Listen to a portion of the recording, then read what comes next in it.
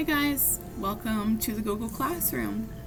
This is how most of your training will take place, with the exception of the in-person skills training and your CPR certification. I'm going to show you how to get through the coursework using this website. You can also download the Google Classroom on your phone or your tablet. They all work the same way. Everything should load the same. When you first join with us and get accepted into the intake process, you're assigned a Sonder email address. This is really important. It's a really important piece that we use to communicate with you and for you to communicate with us about your individual employment, about trainings. So you'll open up your email and you'll see a link in there inviting you to the Google Classroom. Once you click on it, this is where you'll be. If you're assigned multiple trainings, you will see multiple trainings in here. Right now, we're just going to start with DSP training. These little buttons here will open where your work is kept for the classroom. If you want to see it, it's usually, so this is the full amount of work that you owe for the classroom. And then this is where your classroom work is kept in your drive attached to your Sonder email. So any of your homework will be kept in here. And then again, if you want to look at this, this is all of your assignments. It'll tell you what's missing, what's returned. This is your profile. So this would be your name up here where it says case management. And then every single thing that you've been assigned. The resources and stuff won't populate here because there are usually no assignments attached to them. When you click into the classroom, this is what it's going to look like. This is called a stream. We consider it more of a whiteboard, okay? All of the updates from the teacher or class facilitator will populate here. It gives you a little reminder about important things about the classroom, such as only tests can only be completed once, and if your window closes, you may have to restart, or your progress won't be saved. It does not auto-save. So make sure you read all of the announcements at the beginning of every class. Now we'll take a look at the classwork.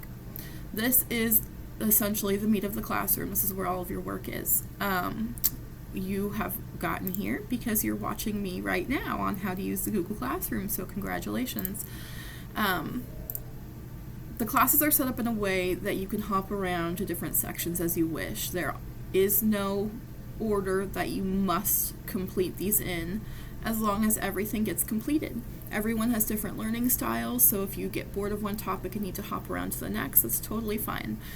This is set up for your success, so just get the assignments done, and otherwise it's at your disposal. To the left of the screen here is just kind of your table of contents. It'll allow you to hop around if you want to specific ones. I like to stay in the classwork tab right here.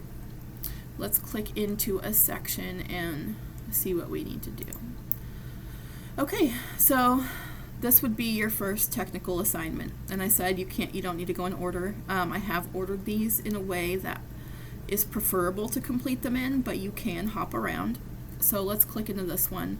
It does say no due date. You likely will not have an assigned due date. It's just that if you don't complete the training, you cannot work. So your motivation has to be there in order to get it completed.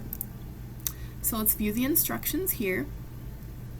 You're going to see whatever work is due for the section. There may be videos to watch, an answer, or a question to answer, or a test. So in this one, for example, the DSP profile, there is both a YouTube video, which you can see here, and there's also a form right here. It's called Google Forms. This is how we do all of our tests.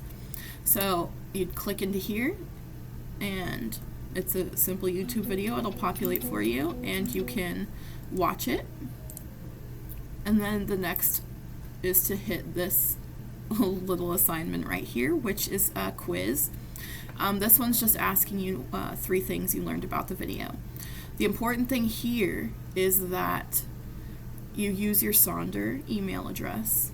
It will automatically log you in, but you do have to confirm it. So it has to collect your email address after or before every single test in here, in every assignment, and that's how we make sure that it's you completing it.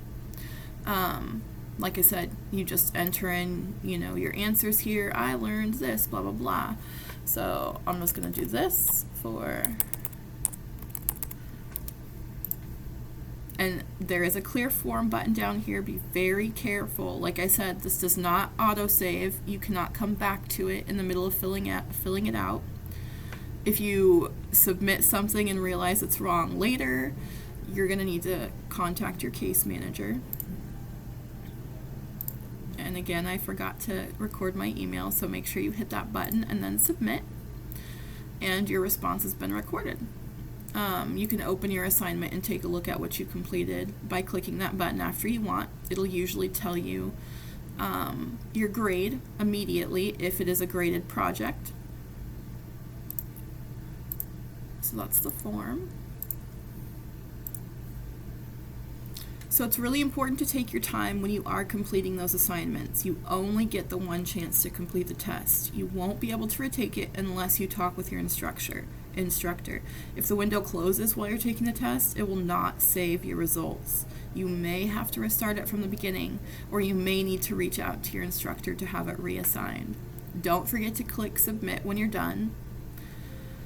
Your grade does get submitted immediately after pressing submit to your case manager or instructor. So if you do believe there's an error, reach out to them. If they see something drastically wrong, they will reach out to you.